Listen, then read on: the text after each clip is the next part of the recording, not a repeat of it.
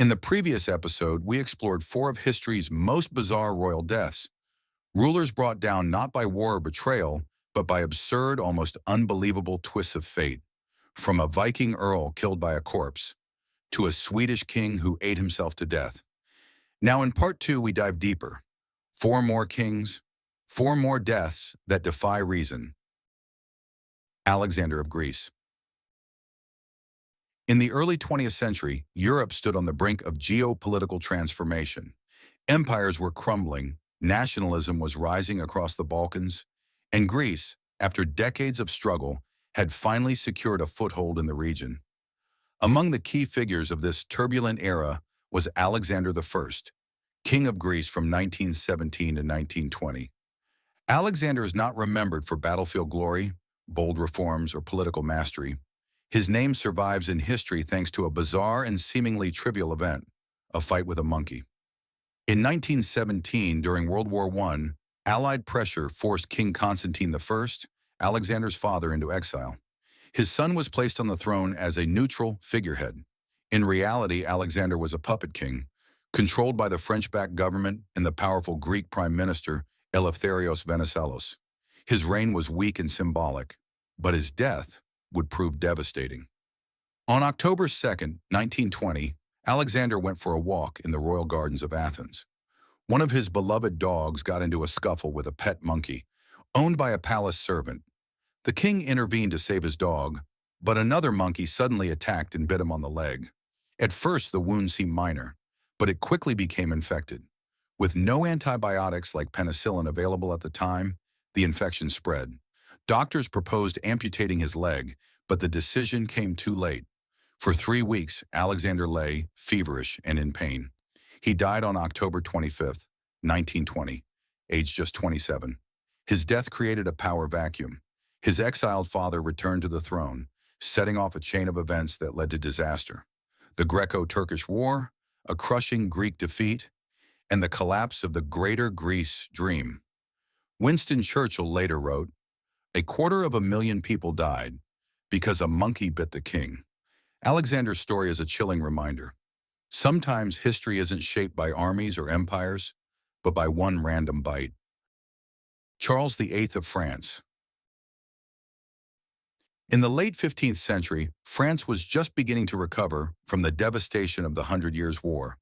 The monarchy, long tossed between English claims and French noble houses, was seeking unity and centralized power. It was in this moment that Charles VIII, a young and ambitious king, ruled the throne. Charles inherited the crown at just 13 years old, and real power was held by his mother and advisors. But once he came of age, he sought to make his mark on history, not through reform or peace, but through conquest. In 1494, Charles launched an ambitious campaign into Italy, asserting his claim to the Kingdom of Naples. This marked the beginning of the Italian Wars, a series of brutal conflicts that would engulf Europe for decades. Though his initial campaign had some success, Charles was eventually forced to retreat, his ambitions unfulfilled. Yet none of these political failures killed him. His death was far stranger and far simpler. On April 7, 1498, while preparing to watch a jousting tournament at Amboise Castle, Charles walked down a low passageway. Distracted and upright, he failed to duck his head and struck it against the stone doorframe. At first, the injury seemed minor, but minutes later, he collapsed and lost consciousness. Despite the best efforts of court physicians, Charles died within hours at just 27 years old. Modern historians believe the cause was likely a subdural hematoma or brain hemorrhage, an internal injury triggered by the blow. His death had major consequences. Without an heir, the crown passed to a new branch of the Valois dynasty, and France entered a new chapter of internal and external political struggle. Charles VIII dreamed of empire, but it was a low doorway, not a battlefield, that ended his reign. A cruel reminder that history's grandest ambitions can fall with history's smallest mistakes. Martin I of Aragon.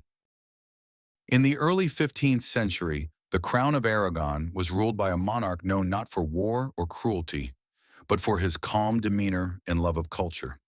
Martin I, later called Martin the Humane, ascended the throne in 1396 and presided over a relatively peaceful reign, but his death was anything but ordinary. In the summer of 1410, Martin fell ill with fever and digestive issues, likely a severe case of indigestion. As he lay bedridden in his royal chambers, physicians struggled to stabilize him. Then something strange happened. A court jester entered and told the king a joke, apparently a very good one. According to chroniclers, Martin began to laugh uncontrollably, unable to stop for several minutes. Combined with the intense abdominal pain from his indigestion, the laughter proved too much. Suddenly, he collapsed and died. That's the official version, but not the only one. Some sources suggest a darker story, that Martin may have been poisoned or deliberately killed by political enemies. The timing of his death, just as a succession crisis loomed, he had no male heir, gave rise to suspicion. His death led to a power struggle resolved only by the compromise of Caspi, which reshaped the Aragonese succession. Still, the official tale remains. Martin, King of Aragon, died from indigestion and laughter.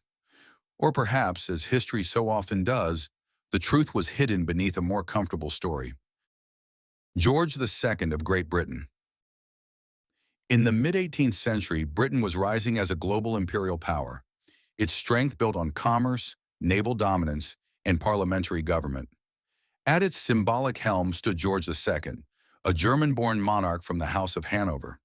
Ascending the throne in 1727, George reigned through decades of wars and political shifts.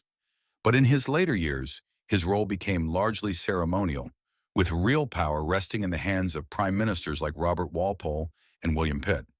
What cemented George's place in history wasn't a political triumph or even a failure. It was where he died. On the morning of October 25, 1760, George II rose from bed and went to the royal lavatory, following his daily routine. Minutes later, servants heard a loud thud. When they rushed in, they found the king collapsed on the floor, eyes wide open, already dead. Doctors determined he had suffered an aortic aneurysm, causing a massive heart attack. It was sudden and fatal. His death ushered in the reign of George III, the king who would face the American Revolution and later descend into madness. George II became the first British monarch to undergo a post-mortem, and the official report plainly stated, death caused by rupture of the aorta while seated on the toilet. To this day, his is remembered as one of the most awkward royal exits in history. History remembers kings for their battles, their conquests, and their crowns. But sometimes what endures is how absurdly they died. Stay tuned for part 3, where we uncover even stranger royal exits from across the centuries. Because in history, truth really is stranger than fiction.